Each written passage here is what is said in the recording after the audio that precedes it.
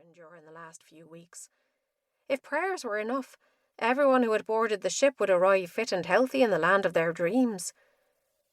Instead, Mary and Catherine had to watch as their daddy, mam, and little sister had been buried at sea. Only 3 of the many victims of the horrible trip. 4 sailors climbing down the ladder brought Katie back to the present. They ordered the passengers to bundle up the old blankets and rags they had slept on. Despite some protests from the older women, the sailors grabbed these bundles and took them up to the deck to dump into the ocean. They returned to scrape together all the mouldy hay and other dirt that had accumulated over the last 5 weeks, and this, too, was bundled together for disposal over the side. Numerous buckets of scalding hot water and some carbolic soap were then lowered into the hold, with instructions for the women and children to scrub themselves clean. Despite the too hot water, Katie wished she could insert her whole body into the bucket. She longed to be fully clean. Instead, she settled for a quick wash, including her hair. Once she was finished, she helped Ellen wash before assisting some of the other passengers with the younger children. Once everyone had washed up, the dirty water was used to scrub the floors and wooden bunks. All too soon, the doctor and his team arrived.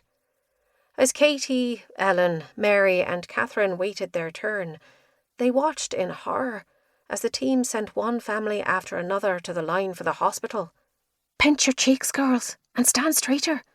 If he asks if you have had a fever or a cough, say no," Katie whispered as the line in front of them moved forward. "And for goodness sake, don't you dare start coughing, Ellen, my darling." Ellen's lips moved. Katie guessed her younger sister was praying. She kept her fingers crossed as their turn arrived. "Name and age?" the doctor asked as he gave Katie the once-over. "Kathleen O'Callaghan, 17 years of age. This is my younger sister, Ellen. She's 12. "Is she simple? Do you have to speak for her?" "No, of course not." Katie's indignant tone rang clear. "She's not used to strangers, that's all."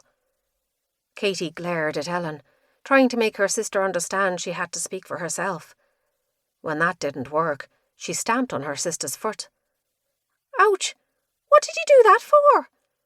Ellen's angry voice made the doctor smile. "Move along, girls. Nothing ailing you that a couple of weeks in the sunshine won't clear up. Welcome to America." Katie grabbed Ellen's arm and pushed her in front of her. She wasn't taking any chances on Ellen coughing and causing the doctor to change his mind. To her relief, Mary and Catherine also passed the inspection. The 4 girls clasped hands as they waited on deck, looking at the first sight of America. Katie gulped deep breaths of salty sea air. It was almost enough to remove the stench of rotting hay and stale sweat that had assailed their nostrils during the long trip. She looked around her, curious to see what their new home would be like. They had sailed into the East Bay, and all around them ships jostled for position, some landing like theirs and others heading back to sea. Katie crossed herself, thanking God she wasn't going out on that ocean. Once she got on dry land, nothing and nobody would make her set foot on a ship ever again. "Where are you going to?" Katie asked Mary. "If you want to stay with us, I can ask Uncle Joe to help you and Catherine get settled. I am sure he wouldn't leave you alone in a new city." Katie wasn't sure of anything, never having met Uncle Joe, but he was Daddy's brother. Daddy wouldn't leave 2 women alone to fend for themselves, never mind 2 girls younger than her. His brother was likely to be of the same mind, wasn't he? Uncertainty clouded Mary Ryan's face. "Do you really think so, Katie? If it was just me, I would find a place quickly, but with Catherine to look after too." Her friend's voice trailed off, unshed tears making her voice husky. "You must stay with us, and that's final. I promised your mam, God rest her, that I would help you. Katie O'Callaghan never breaks her word." The port was busy.